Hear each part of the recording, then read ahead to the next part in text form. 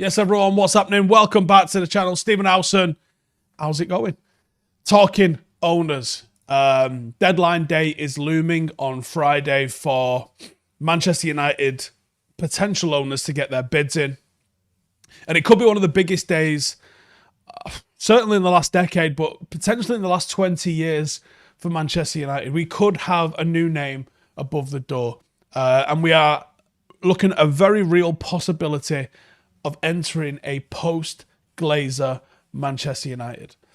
There's various reports flying around about all sorts. The big one today is Qatar. A bid from the Qatar Investment Authority to buy Manchester United in its entirety is expected to come by the end of the week and in time for the deadline set by the New York merchant bank that is selling the club. A Qatari consortium interested in buying United are confident of winning the race to buy the club. The Qataris are quite bullish in their bid to top anything put on the table by rival groups, including that of Sir Jim Ratcliffe. The Qatar bid has been given the support of Sheikh Tamim bin Hamad Al Thani. He is the Emir of Qatar, who is said to be a Manchester United supporter. If the Qatar bid wins, apparently they're evaluating all departments of the football club before making any changes. So there would be opportunities to impress, and where investment needed, it would be provided on and off the field. This is what's been said. It's not my opinion. And the Qatar Investment Authority is, in theory, reality may be somewhat different, but in theory, at least, it's a separate entity from the Qatar Sports Investment, QSI, which is who owns PSG. But QSI and QIA reportedly share one board member, and ultimately both are answerable to the Emir. So it sounds like this is a loophole, and ultimately it would still be pretty much a state-owned football club, which is not my preference. It may be that I have no choice in the matter. I didn't want the Glazers, and we've had them for 17 years as well. It's not my preference to be owned by a state. Any state. Don't give a fuck. It's from the Middle East, from the Caribbean, from fucking Iceland. I couldn't give a shit. I don't want to be owned by a state. I'd rather be owned by a businessman from anywhere than a state. The other ones in the mixer are Elon Musk. Still supposedly interested. Now, the guy fucking blasted 44 million on Twitter and has just had hate for it. He could put 4 or 5 billion into United and probably be loved by it. Twitter was back in October of last year, 37.9 billion, 44 million billion dollars. Obviously dwarfs the asking price, so suggesting the club could be sold for about a tenth of that. Even though the Glazers supposedly are asking for a hell of a lot more. And then Jim Ratcliffe, British billionaire, founder and chairperson of global chemicals company INEOS, officially declared interest in buying the club last month. Supposedly a boyhood Manchester United fan said to the Times, "We have formally put ourselves into the process. Previously met with Avram and Joel Glazer and expressed an interest in buying the football club last August, having seen his last gasp bid to buy Chelsea rejected back in April. He's from Failsworth. He also owns the French club Nice and Swiss side Lausanne Sport, both via INEOS. Some controversy last week as there was talk of debt being required by INEOS to fund the purchase, and some people saying this is normal. Some people, myself included, not happy with any debt associated with Manchester United whatsoever, considering the club's value has gone up 7 or 8 times since the Glazers bought us for just 600 odd million, and those debts have been paid back to the tune of 1.5 billion and essentially still remain. So all the people that are like, yeah, the idea is to buy debt because debt is cheaper than the return you can make on the club, and then by the time that you look to sell the club in the future, the debt is reduced to such a small thingy. Don't care. I genuinely couldn't give a fuck. My preference, and you're fine to disagree with this if you like, but my preference is I don't want debt on my football club. Over the last 17 years, nearly £100 million per season has been drained from the football club because we were owned by a certain set of individuals that did nothing for that cash. So if you're happy to see INEOS do that just because you prefer Jim Ratcliffe as an idea, because we have no idea how Jim Ratcliffe will run it. Is he going to invest in the stadium? Is he going to invest in the football team? All of these things. All of the excuses I'm seeing being made for Jim Ratcliffe were the sort of excuses that I saw back in 2010 when I was arguing with people on Twitter that the Glazers were the fucking worst owners that football clubs have ever seen. And people were saying, oh, that's not inherently bad for business. It's inherently bad for football teams. It is inherently bad for football teams. And I don't want to see it. So I understand that I'm sitting here saying I don't want to be state-owned and I don't want to be owned by somebody with debt. And I'm looking for a fucking unicorn or a tooth fairy. I understand that. But sport and football is inherently romantic. And is inherently about having ridiculous ambitions. I want to take my fucking Saturday team to the FA Cup. It's ridiculous. Yeah? But that's what I want to do. And unless you want the very best for Manchester United, I don't want to fucking do with you. Now, yeah, on one hand, being owned by Qatar, having witnessed firsthand what the level of investment has gone into the infrastructure around Qatar, into the stadiums, and how they hosted the World Cup, on one hand, fantastic. On another hand, I don't necessarily like some of the laws when it comes to alcohol or homosexuality. I don't necessarily agree with those sorts of things. Is there a correlation there to the fact that Manchester and Manchester United exist in one of the most cosmopolitan and open cities in the world, with an area of Manchester that's celebrated for its diversity and acceptance in the gay village? Does that correlate? Is it just an investment? Is it just some random guy? These are the reasons why state politics being involved with football clubs is wrong. Because that's where sports washing comes in. If it was just random geezer called Mike from Qatar and he's got 27 billion and he's like, I've always liked United, let's go fucking bonkers, I'm there for him all day long. But when it's a state and the state has certain policies which it upholds, you can't have them holding football clubs and washing their image internationally. Gareth there says, don't care about politics, just football. It doesn't matter. You are involved in politics if you're owned by a fucking political organisation. Simple. So again, I don't want to be owned by a state because, this, that and the other. And for all the people that will be like, oh, Britain's done this, that and the other. Britain doesn't own United. And that's the difference. That is the absolute top and bottom difference.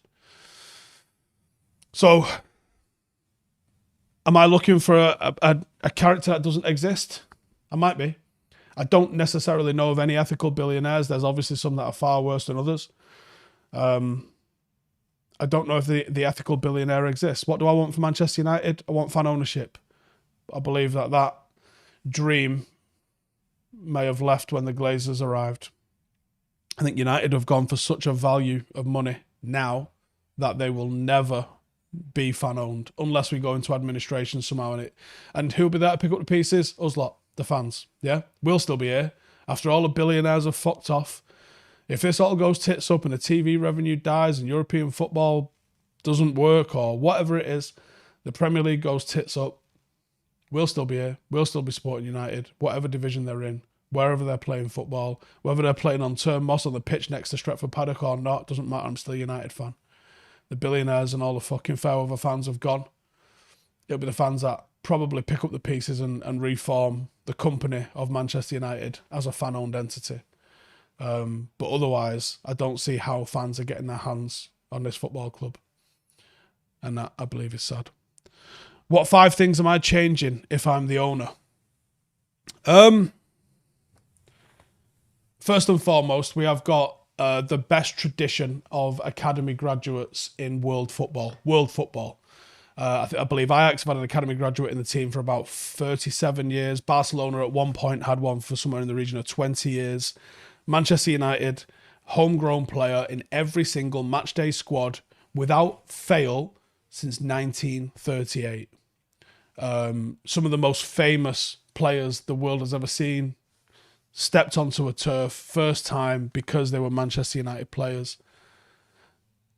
because they were Manchester United youth or academy players. That is our tradition. That is who we are. That is a fundamental fabric of the identity of Manchester United. So the first thing I'm doing is building an academy stadium, small one, 4,000 capacity. Ideally somewhere in Trafford Park where you can walk there from Old Trafford or to Old Trafford from watching. If United are playing at 3 o'clock, I want to be watching the youngsters at 12 o'clock and then walk over to Old Trafford. Because all of these kids that are going to come and play for Manchester United, they're not getting 360 training in playing for Manchester United, playing in training grounds. Manchester United are the biggest supported club possibly in the world, but certainly in England and certainly inside stadiums. So if you want to play for Manchester United, you need to get used to playing in front of noisy crowds. And I think if there was a way for us to align under 18s fixtures with Premier League fixtures and have them kicking off at 12, I think you'd fill that little stadium. It'd be fucking rocking. And then everyone can steam over to Old Trafford to watch the first team. So first things first, Academy Stadium, and fill it with all of the glitters of gold. At the training ground, you've got that wall that you have to walk past, which has got an inscription of every single one of the 200 and something players that have made their debut for Manchester United after coming through the academy. Well, there should be a piece of memorabilia from every single one of those players, from Bobby Charlton to David Beckham to Ravel Morrison, to Marcus Rashford and everybody in between in that stadium somewhere. Our youth cups should be in there. Everything. All international jerseys, the fucking lot. That's number one. Number two, we finish the South Stand at Old Trafford so it's symmetrical all the way around. We make safe standing across Stretford End lower and Scoreboard lower. We make tickets really cheap for under 21s, and we just fill it with lads that are getting off their fucking nut. And we maybe turn a blind eye to flares every now and then as well and get it fucking rocking in the end. So we'll call that Stadium 1. Old Trafford, that'll be number 2. Number 3, I turn Carrington. I go and personally visit every single NCAA entity out there, college football, NFL, UFC, the Australian Institute of Sport, anywhere that's doing madness in sport. I get team of scientists, motherfuckers like Andrew Human and the geezer that he had on last week, and I find out the cutting edge, latest stuff on everything, on diet, on sleep, on daylight exposure, on vitamin D, on the supplements to take, on everything. And we make Carrington a fucking laboratory of excellence. And I have the players working harder, in all honesty. I've had some conversations with strength and conditioning coaches. You've seen some of them on the channel, so you can guess who, but I'm not naming names. About how hard can footballers work? Because maybe I've got something that I'm planning myself down the line anyway. How hard can footballers work? Because I don't believe the 2-ish hours footballers work is optimal. Having witnessed up close the sort of work ethic of UFC fighters, take my friend Brendan Loughnane, for example, world champion MMA fighter. His day as an athlete absolutely takes the piss out of the day of a footballer. In fact, I think we should follow him around for his next fight and get a day in the life following Brendan. Because Brendan's putting in somewhere in the region of 6 to 7 hours of work a day. And it's not all redlined. And he does a hell of a lot of yoga. And his diet is just fucking flawless. But he proves there is extra gears to go to. Now, there would be performance drops with footballers. The people that I've been talking to, experts at the fucking peak of the game. Very, very famous strength and conditioning coaches I've had this conversation with. They believe that you can take footballers probably through another 50 to 70% work than they currently do, including when they've got multiple games per week. But the adaptations in the body are going to have to take somewhere in the region of 10 to 12 weeks to take effect before you're going to see that. And they're in a club in the world that's prepared to sacrifice 3 months of results to do what's required to be able to get a team ready to compete at that sort of level. So that'll be the first 3 things. We're doing a youth stadium, We're finishing Old Trafford properly. And I'd also include Old Trafford as well. I want to make it intimidating as fuck. I've said this a couple of times, but I believe in it. I want to make a tunnel that you have to walk through, which has got every single one of our Premier Leagues and European Cups with a big mural of the captain above it and that trophy in a glass bulletproof cabinet that you can go, me and you can go and take a photo with anytime we visit Old Trafford, but that the away team coach pulls up and they have to walk through past every single one of Manchester United captains. Remind them where the fuck they are when they turn up to Old Trafford. This ain't no bouncy castle. This isn't no fucking day out. You're here at the biggest fucking club in England and you're getting beat today. That's the fucking mentality you need to have. As these fuckers are getting off the coach, you want to make it as uncomfortable and intimidating as absolute possible. Boom. That's it. What are we about? Winning. Fuck you. Get back on the coach after you've been battered 5-0 and go fucking come back again. Sin a bit. So that's as part of the stadium upgrade. So we're building a youth team stadium. We're upgrading Old Trafford. We're turning Carrington into a fucking lab and we're making the players work like UFC athletes. There's 3. 4, we're expanding Carrington into some of those farmers' fields and we're bringing the women there and we're having the same fucking attitude to the women's team as we do to the men's team. And we're going to win the fucking lot with them as well. Because at the moment, they train in Leigh. Leigh is not Manchester, right?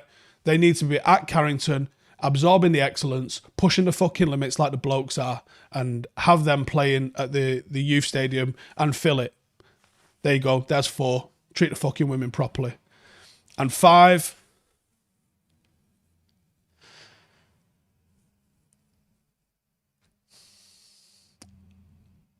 On 5, I want to establish... a feeder club somewhere. Under 18s football and under 23s football is not fit for purpose. And whether that is...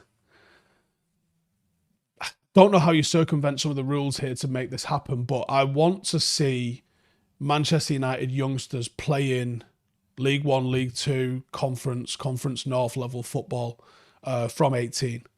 Under 18s football is pretty good, and the FA Youth Cup is a genuinely good tournament. And if you're playing in Europe, the Youth League gives you a bit of a taste of what's going on around Europe. And if you play your under 18s in that, it's an under 19s league, so you challenge them a little bit more because they've got that extra year of growth in them. But I'd restrict us to under 18s because we're not the fucking same as everyone else in Europe and we demand better. So we'll play it as 18s, even though it's under 19s, because fuck everyone else. From 18 to 21... if you're going to be a Manchester United player, you're either good enough at 18, in which case, welcome to the first team, crack on, Garnacho style. Or if you're not quite there yet, we're going to start you off, Conference North, go out on loan for the entire fucking season. A lot of them teams don't train throughout the day. Conference North especially, they're going to train in the evening. So you're still coming into Carrington, you train all fucking day long, and then you're going to go and do team training with Curzon Ashton or whoever it is you're playing for. So that's your 18 to 19 season. Your 19 to 20 season, depending how your first season went, we want to move you up a league. So you're either going to be playing Conference or League Two. And the very, very good ones, maybe you push into League One. Then your 19 to 20 season, you've got to be playing in the Championship. So we need to establish all of those links. And we need to improve our scouting. So I'm going to say scouting and loans is point number 5. And we're gonna completely fucking overhaul that system and get people playing competitive football because the under 23s isn't worth a wank. Forget it. If you're 20, still playing under 23s, I got news for you, Jimbo. It ain't gonna fucking work. You need to go out and play where people are playing for a fucking living and they're gonna batter you. That's what we need to fucking do. Done. Done. How's that for Stephen's manifesto? Vote for me for president of MUFC as soon as we're taking over. All right, let's go. Ant says, OT cannot be renovated to anywhere near close to the best standards. Populous have admitted that. I don't know who Populous is. So we are going to need a new stadium. OT could be the Ladies and Academy Stadium then. You can't have an Academy Stadium that holds 78,000 people. Renovate Old Trafford. I don't give a fuck what it costs. We're doing it. We can make it as good as we need to be. Especially, the seats are the tightest in the bottom tiers. And that's where I'm going to make safe standing. So it's fucking chill. Lee says Madrid are going to do it, so why not OT? There you go. Knights, you should say these 5 things on 5. Feels like United staff pay attention to 5. Ben says let the opponents change in the car park. I'm all for fucking it about, right? Should I fucking blast the Euro Millions, right? And my shitty little team managed to pull out a stadium one day, my opposition changing room is going to be a U shape, right? Like that. Like a corridor, like a U-shaped corridor. All the shirts on one side, probably the inside. No fucking heating, so it's freezing. And then it's a U-shape. Because with it being a U-shape, the manager can't talk to every player at once. So he's going to have to fucking position himself in really bizarre places so he can actually say what he needs to. I'm going to make it a U-shape with like the showers and the toilets in the middle of it. Just absolutely fuck them about. Absolutely fuck them around. Why wouldn't you? You see loads of these college teams in America paint the changing room colour pink. Why do they change it to pink? Because pink lowers your aggression. Facts. Psychology is facts. And something else I'm going to do, I'll let you into a little secret here. I'm making I need to give you some background. I'm making a notice board. And on my notice board, it's going to look like an FA notice board about dehydration. And on my notice board about dehydration, it's going to say stuff like, when you're exercising intensively, you're going to need to make sure you rehydrate. And if you don't make sure you're hydrated to the correct levels, then you're going to suffer, problems in your performance. You're going to be slower. You're going to run out of energy faster. Things like that. And then I'm going to highlight slower, poor performance, energy depletion, things like that. When you walk into a changing room, you as an opposition player are going to sit there looking at this. And I've highlighted in yellow and circled in red, poor performance, bad touch, low energy, slow. These sorts of things. You think it's doing fucking nothing, right?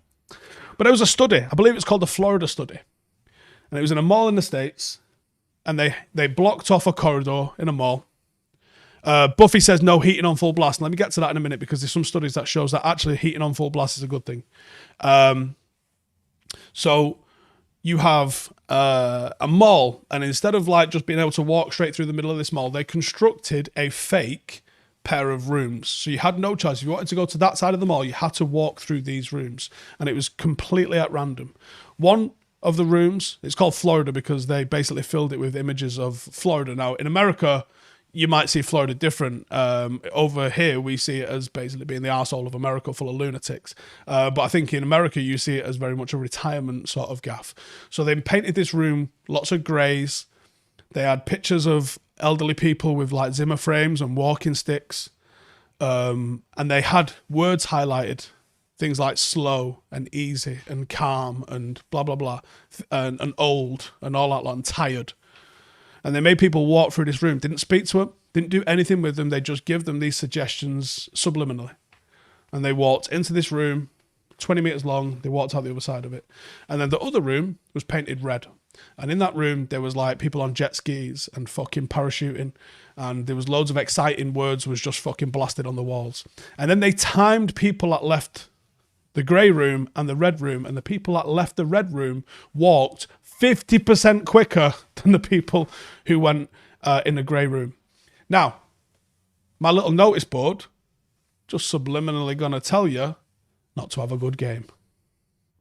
Also going to be putting in hampers for the opposition. So when the opposition manager's going, this guy's a fucking prick, or this lot are all dickheads, but there's a nice little hamper on the table for him with a bow on it with like drinks and energy gels and protein bars and things like that saying, welcome to the stadium, have a good time, you fucks. All that sort of stuff. There you go. Get you chatting. Oh, heating. That was it. Yeah, so heating.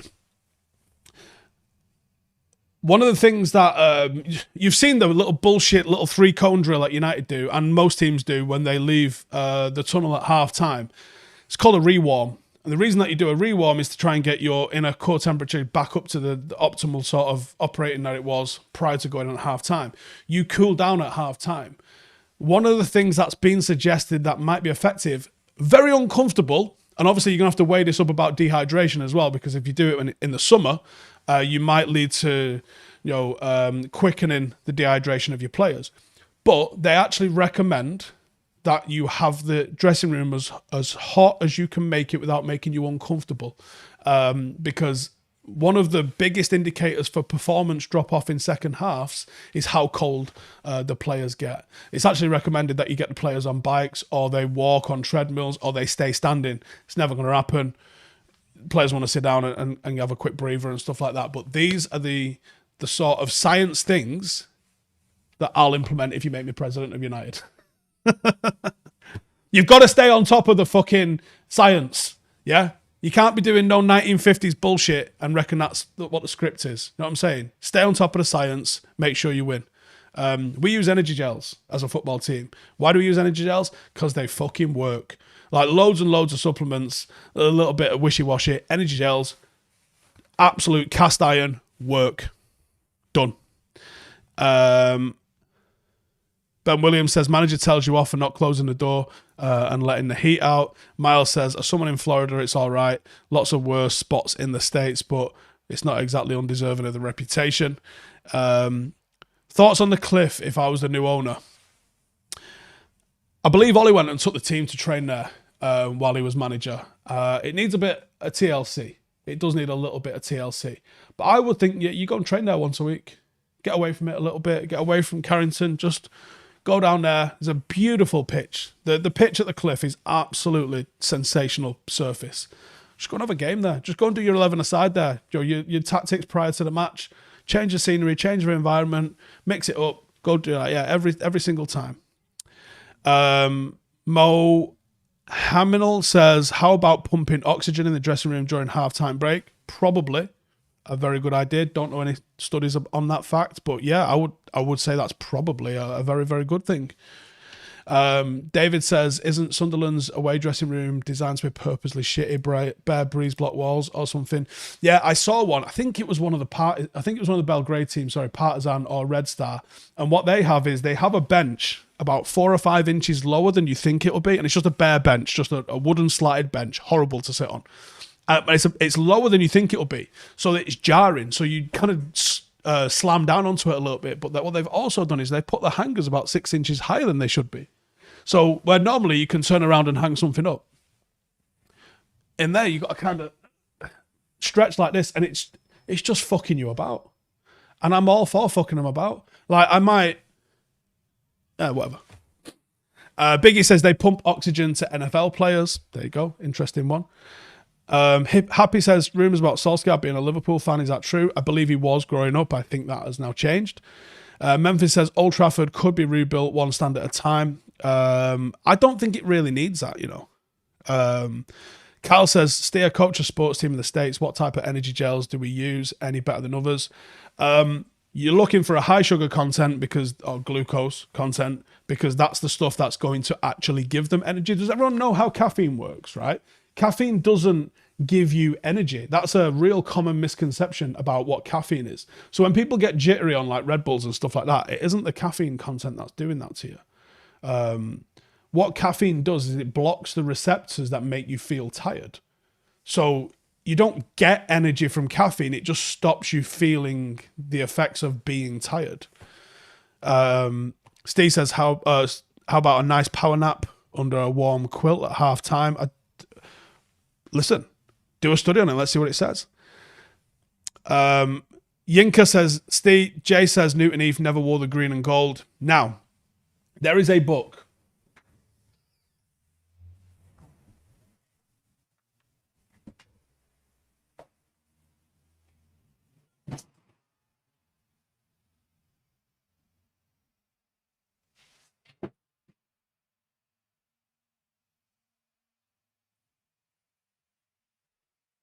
That I don't have to hand about the history of football in Manchester, and there's some stuff in there which suggests none of the contemporary reports of the time actually mention green and gold. One of them mentions green, but doesn't mention gold, and people have potentially coloured the green and gold incorrectly. I did want to do some more stuff on that, but there's quite a few historians that are saying that sort of thing, yeah. For sure. Deshen says, I think we need the North stand revamped. Do you mean the North or do you mean the South?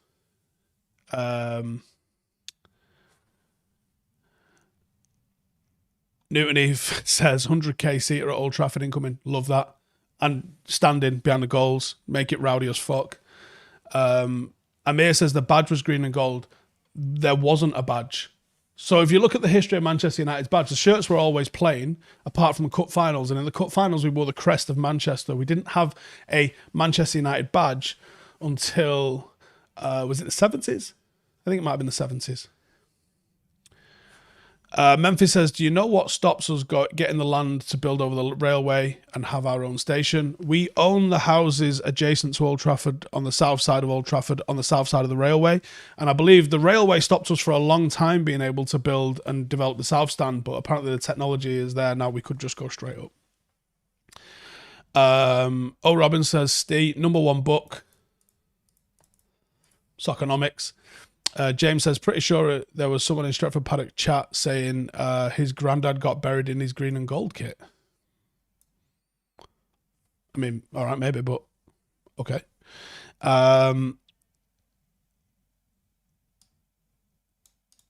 Any nudes on Rashford's contract? Not as yet. Trying to see some more comments. Dave says, in-game sports drink used caps that only United players know how to get off.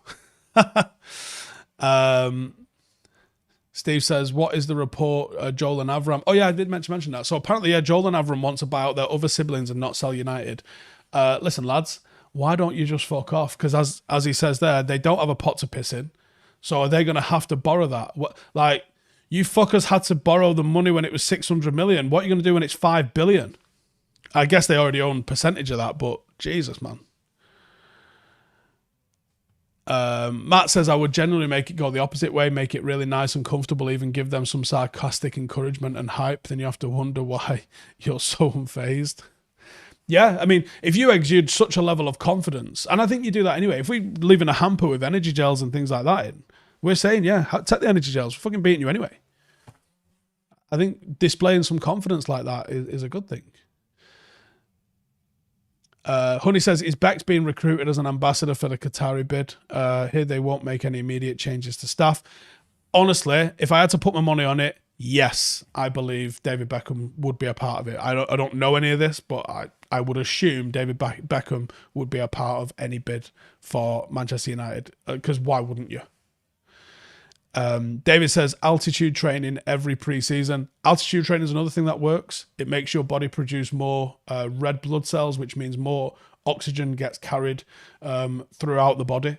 So altitude training, it absolutely works. You can simulate that by sleeping in certain pods and things at night. But how many millionaire footballers are going to do that rather than sleep next to their model girlfriends? So I don't think that's going to happen.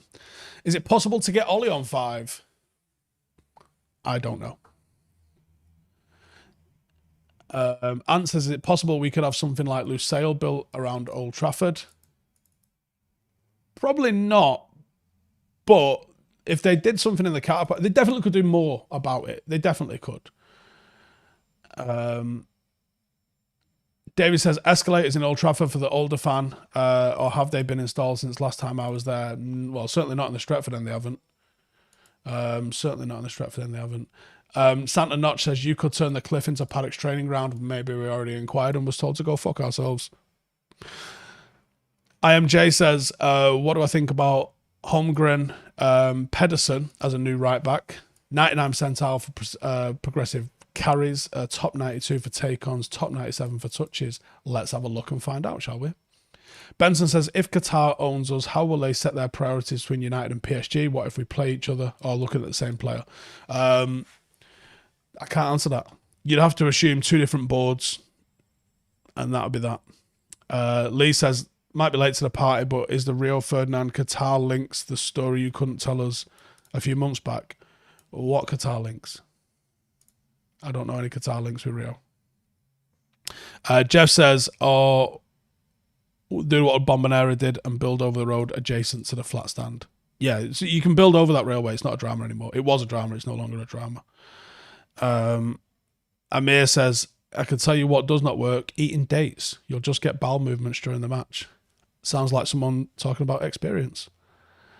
Yasin says, Are the rumours true that our current badge was copied from Liverpool's older badges? I mean, maybe. I don't know. I wasn't around at the time, and I don't know if that source material is accurate. Google this says, if the Glazers remain as part of any deal, it'll be catastrophic in my opinion. Hope whoever buys us 100%. I entirely agree. And anyway, I'm going to have to wrap it up because that's my insurance company. Crashed my car last week, so I need to go and take this. But cheers for tuning in. Subscribe. See you in a bit.